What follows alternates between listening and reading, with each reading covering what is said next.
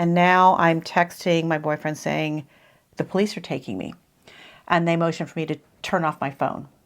So I did. I turned my phone off. They take me. They put me in a room. The U.S. passport is one of the most powerful passports in the world. It's ranked 7th as of this date as the most powerful passports in the world. And it'll get you into about 186 countries visa-free. That being said, if your passport has less than 6 months left on it, you're probably not going to get anywhere. And for those of you who have picked up your passport right now and are looking at it thinking, oh my gosh, I only have a couple of months left, now is the time to get your renewal application started.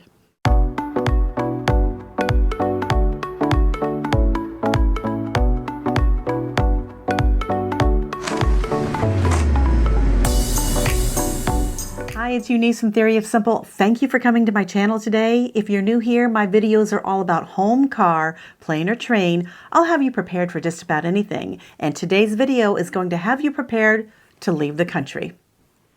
If you're joining me on this video today, it may be because you're looking to get one of these, which is a U.S. passport.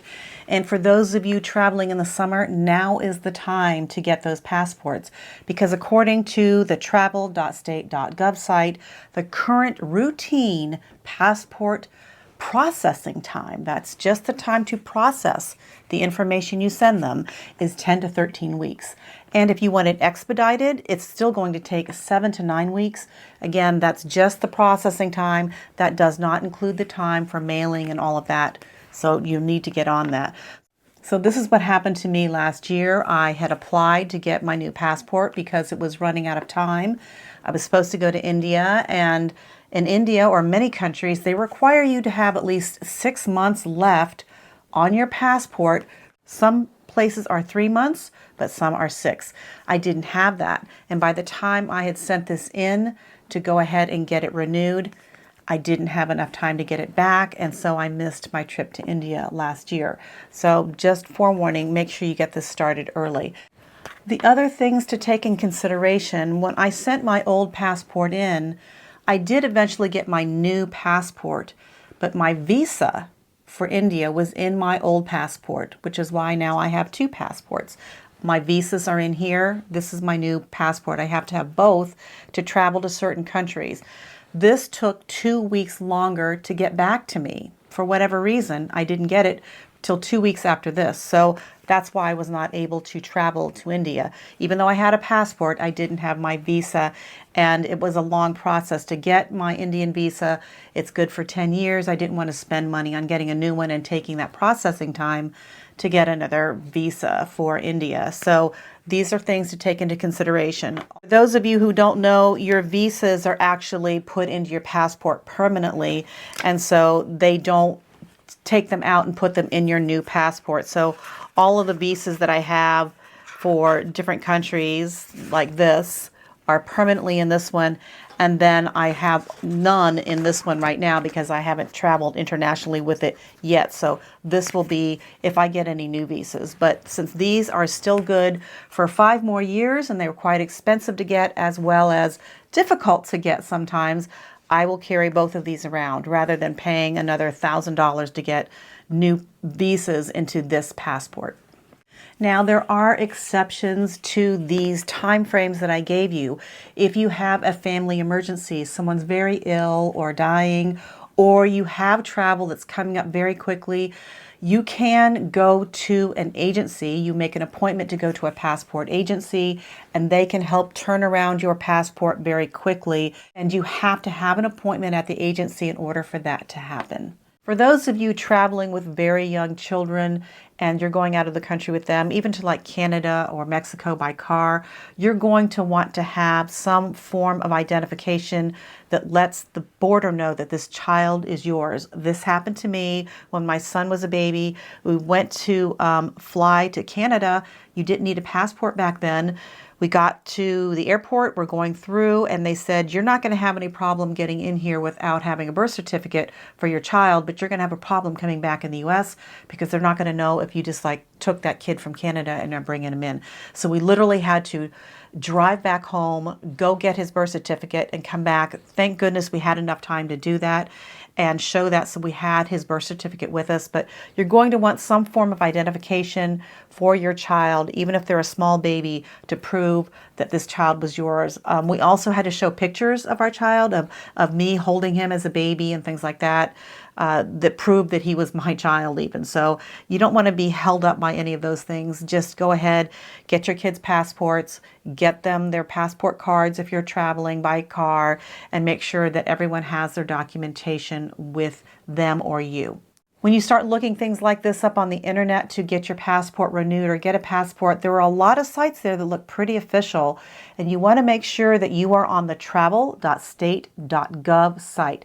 That is the official State Department site to go ahead and start processing and getting your application in for your passport. These other places are agencies, and they will help you do that if you'd like, but they're going to charge you a fee to do that.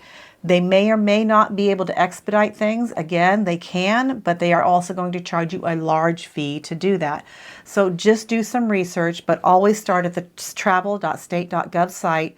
That's going to give you the most up-to-date information and get all of the enrollment that you need started on that site. For those of you who haven't traveled in a long time and you have a passport that's many, many years old and has expired a long time ago, these new passports have this little mark on here, and that's because there's a chip inside of your passport that is trackable and that they can use to scan things. Since 2007, they've been using these microchips, and everything in that microchip is what is on the photo page with all of your information inside of this. What this means is that when you open your passport up like this, it's vulnerable. So as soon as you lay it down onto the scanner, the TSA agent will be able to look at the passport and look at the information popping up from the chip to see if it matches and if it's a legal passport. That being said, you also want to keep this closed up and put into an RFID sleeve of some sort. I carry my passports in two different sleeves. You can see this one's really beat up because I've used it a lot. What I do is I keep my older passport with the visas in this one, and then I keep my new passport in this nice leather sleeve. Now, I don't use a booklet that opens up because most of the time they're going to make you take that out of the booklet. I learned that from experience, is that I used to have a booklet and then open it up and they're like, take it out. So now I have to take it out anyway. So this sleeve is great. It just easily in and out. I don't have to worry about trying to pull it out from underneath some plastic or something like that. And then it'll also hold my COVID card, my vaccination card, or any other documents that I might need during my trip. For example, if you go to China or some countries, you're going to have an entry card. You need to have that with you at all times with your passport in case they ask for it. I slip that in here with this so that it's with me at all times. That way, when I go to exit China, I will be able to present my passport and the little exit ticket to let them know when I came in, when I'm leaving, and so that they'll have a clear idea how long I've actually been in the country. So that holds all of this for me. Both of these protect these passports from any RFID theft. And the reason why I keep them in here is if I switch bags to a different bag that I'm carrying around whenever I'm traveling, it's always protected, and I don't have to worry about a purse being RFID or a bag being RFID. These are always protected in these sleeves. If your passport is lost or stolen, the first thing you're going to want to do is contact the U.S. Embassy. They're going to be able to put a halt to that passport so nobody can travel with it. It also means they'll start processing a new passport for you so that you can continue traveling and get back into the United States. How long it takes varies with each embassy, but the other thing to note is if you do find your passport after you've reported it stolen, that passport is no longer any good, and you will have to wait for your new passport in order to get traveling again.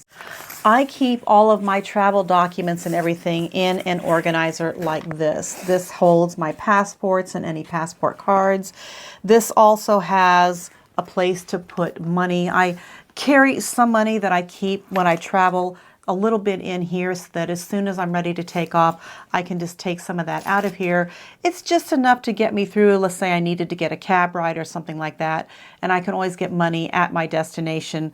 And I don't carry this whole booklet with me when I'm traveling. This just helps keep me organized at home so I can get to things really easily, all the different types of money from the different places I've traveled, plus any hotel cards or any other cards that I need. I can quickly access those, and then that way everything's in one place.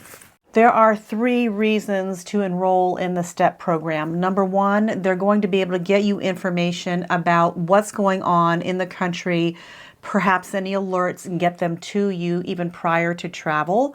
And then also, while you're traveling and while you're in country, if you've enrolled, they'll be able to get in touch with you then as well.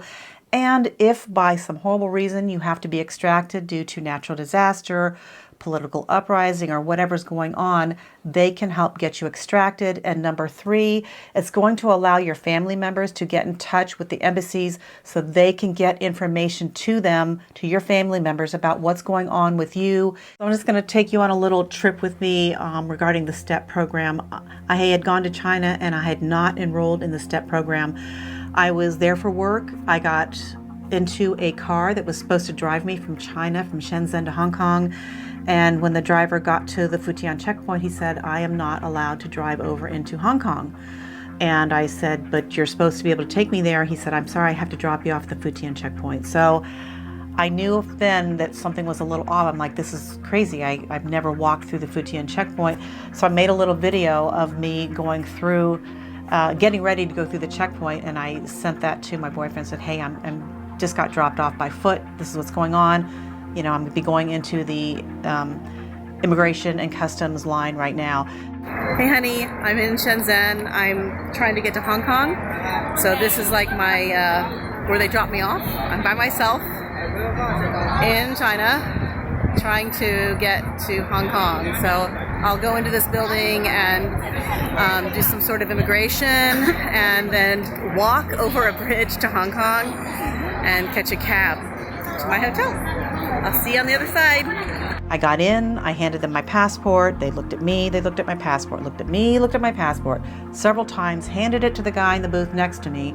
He did the same thing looking, and now 2 police officers come and they take my passport. Now I have no passport and I'm a little annoyed because I'm supposed to be in a meeting in Hong Kong and I'm late. Now I'm going to be late because now they've taken my passport and this guy just dropped me off at the Futian checkpoint and I've got to walk over this bridge and get over there. They come back, and I think they're bringing my passport back, but instead they motion for me to go with them, and now I'm texting my boyfriend saying, the police are taking me. And they motion for me to turn off my phone. So I did. I turned my phone off. They take me, they put me in a room. There's a table and a chair like this, and then 2 chairs sitting, and they make me sit in a chair, and I'm just sitting there, and I'm thinking, what's going on? What have I done? And then it's 5 minutes go by, and nothing. And then I'm starting to sweat, right? I'm thinking, is there something in my suitcase that they're going to find that's going to possibly have me, go to jail or something like that, because I've been in a factory, I had parts with me. And then I'm starting to sweat. I'm like, hey, don't sweat, don't sweat. Oh my God, they're going to see you sweating. They're going to think something's wrong. 20 minutes later, they come out, they hand me my passport like this. They point to the door for me to leave. I didn't question anything. I just wanted to get the heck out of Dodge. I literally walk off through the bridge. I see a sign on the floor. It's brass. It says, welcome to Hong Kong. I take a picture of that. I'm like, thankful. Now my phone can be turned back on, but now it takes a while to go from China Cellular to Hong Kong Cellular. It's not immediate. I have to go back now through and go through Hong Kong immigration, find a taxi, get to my hotel. Now I've totally missed the meeting. The meeting's over. I get there. Everybody's at the hotel. What the hell happened to you? I explain everything. But in the meantime, when I couldn't get in touch with anyone, it was everybody back in the U.S. scrambling, trying to figure out Eunice, who has now been taken by the Chinese police. What are we going to do with her? How do we get her out? And people scrambling back here at my office, and people that I knew, that had contacts with the embassy trying to say, what can we do to get her out if something happened? Had I been enrolled in the STEP program, I would have been able to possibly call them and say, hey, this is what's going on. Get somebody from an embassy down here to get me out. It didn't end up being that way, but it was a scary half hour for me to be held, by the Chinese police in some sort of immigration office and not know what's going on. Nobody was talking to me. I wasn't able to communicate with anyone. So just, quickly, you might think everything's great. I've been to China so many times, dozens of times, never had a problem. But this one time something got triggered. I don't know what it was, but always the better to be on the safe side and enroll in the STEP program. So that way you have that number in your phone. Your family can call. They can call the embassy for you when you can't call and get things straightened out for you. So I think a really safe bet is to just get in that STEP program. Another great thing to do if you've lost any of your documentation while you're traveling is I usually take a picture of my documents and I put them up in the cloud somewhere in a secure folder. So that way, no matter what device I'm in, if my phone is stolen, I have my iPad or my computer, I can get into the cloud. I can at least show, hey, here's my passport number, here's my driver's license number, here are my credit card numbers, or whatever it is I need, here's my vaccination card, and I have a picture of all of those into a secure folder on my, up in the cloud somewhere. The other thing is to make a physical copy of your passport, driver's license, and your itinerary, where you're going to be traveling, where you're going to be staying, and leave it with someone you trust a lot back in the United States. So it could be a good friend or a relative. And so that way they also have something. So if you were to call them, they have all that information. If they can't get into your cloud information, they have a physical copy they can go to an embassy with and say, she needs help or he needs help, please get them help. So always leave, if you're going to be going to a country, some sort of information with someone that you trust.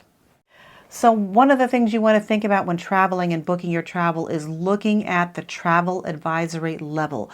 There are 4 levels of travel advisory, 1 being the least and 4 being probably do not enter the country, or the U.S. may forbid you from entering the country, like North Korea is you cannot travel to North Korea, or like Russia, they're saying do not travel to Russia, or Iran right now. But there are a lot of other places that might have level 2 or 3 depending on different circumstances going on in the country. The U.S. State Department website also has those on there, and they are updated regularly. So just go ahead and check those before you go. And that also is another reason why you want to enroll in that STEP program, is just so that whatever country you're going to, they know where you are and that they know that they can get in touch with you should a travel advisory level change while you're in the country. Travel insurance. Some of you have asked me about travel insurance and had I ever used it? And the answer is yes, I have used it. Now there are like 3 different types of travel insurance per se. One is health insurance, because your health plan may not cover you when you're out of the country, depending on where you're going. For example, Medicare is not accepted in any other country, so you'll want to probably buy some other supplemental health insurance to get you through an issue at another country. Many countries, when you go into a medical facility, they may require you to pay cash when you go to get some sort of health service. So be wary of that as well. Whereas sometimes if you carry supplemental insurance, health insurance for travelers, they can go ahead and service you without having you pay cash, and they'll bill that through the insurance company. But it doesn't always work that way. You just have to be aware. There are many simple things that we use over the counter here in the United States, like allergy medication or CBD oil or CBD creams, that you have to be careful about when you're going into other countries. They may not allow it. They may just confiscate it, but they could also arrest you for trying to bring it into the country. So always check with the country that you're going to see what is the list of things you can or cannot bring. And if you're going to be traveling through several countries, check on all of them to make sure that you're not bringing something in that could get you into some trouble. Many of you may think that your prescriptions, even though they're in a bottle with a U.S. prescription label on it, there are many countries that don't honor that label. It's not something you can bring in. So you'll need to check, because even something that's very basic for us to take, maybe like ADHD medication or even a decongestant, something like that, depression medication even, are things that are illegal in certain countries. They will not allow you to bring those in. So you'll just have to check with each country's embassy, go to their page and look up to see what you can bring and you can't. Now, it's not that you can't bring them. Sometimes you can go in and fill out a form and get approval from the embassy to bring those in, and you'll have to bring that with you when you travel into the country. If for some reason you needed to be evacuated medically from the country, that can cost quite a bit of money. I know that when I lived in Lake Tahoe, I used to carry special insurance because I was up in the mountains all the time, because it was going to be like $35,000 just to get me airlifted from the mountains to like Renewal Hospital, right? So I carried insurance for that. So if that happened, I didn't have to pay $35,000 out of my pocket to get airlifted out somewhere. That's the same with the insurance, these little supplementals that you can get. They will cover that cost, or reimburse you at least for that cost of having to be medically evacuated out of a country. Regarding COVID-19, although many places have taken away the mask requirement, I still carry my vaccination card with me, because I'm just not sure if while I'm traveling something happens and there's a big surge in COVID. I like to show that I've been vaccinated, and show my vaccination record, because some places may not let you in or may not let you travel. So it's one of the things that I just always carry with me. It's not necessary, but it's something that is just a safeguard for me. For more detailed information, you can visit the Center for Disease Control and Prevention. Their site has a lot of information regarding advice for travelers, directory of diseases, and clinician resources, and the CDC Yellow Book, which has a lot of information if you want to take it along with you. If you're going to be traveling and driving in the country that you're going to, your U.S. driver's license may not allow you to drive in that country. Now, if you don't get pulled over or anything, that may not be a big deal. However, it might be wise, if you're going to be doing a lot of driving or even renting a car, to get an international driver's license. Some places abroad won't even let you rent a car without it. And that also means you might have to get supplemental insurance for that as well. So those are things to consider, that if you're going to be driving at all, maybe getting an international driver's license as well as supplemental auto insurance to help protect you when you're in another country. Of course, the most common insurance that I have bought is insurance of my trip. Meaning, if my baggage is lost, if my flight is delayed, and now I have the hotel expenses that I didn't incur or did incur, that type of thing. So those are things that you have to think about if you want to have for your trip. Generally, when I'm traveling outside of the country and it's an expensive trip, or I have expensive hotel rooms or things in my luggage like camera equipment that may get lost and be expensive to replace, I will get traveler's insurance for that. For those of you who'd like to know a little bit more about international travel, like mobile passport or global entry or TSA PreCheck, I'll put that video up here for you. I've done that video, and it's just a great little overall video for those particular things.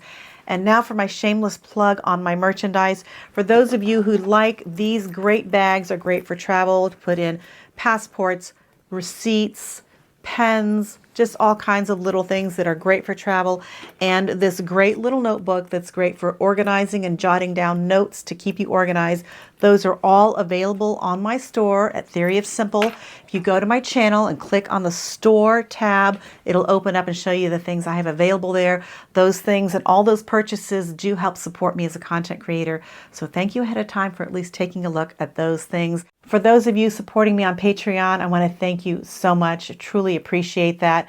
For those of you thinking of becoming a Patreon supporter, my link is right here below. It's also in the video descriptions for you to go and take a look at some of the videos I have there that are more about my personal life and things that are going on personally. So those of you who want to know, take a look at that. And I want to thank you all for joining me and staying with me on the video. I love having this with you every week, interacting with you guys every week. I truly appreciate all your comments, all your feedback, so keep them coming. And until the next time, juice life, drink the joy, keep life simple. I'll see you guys in the next video. Bye.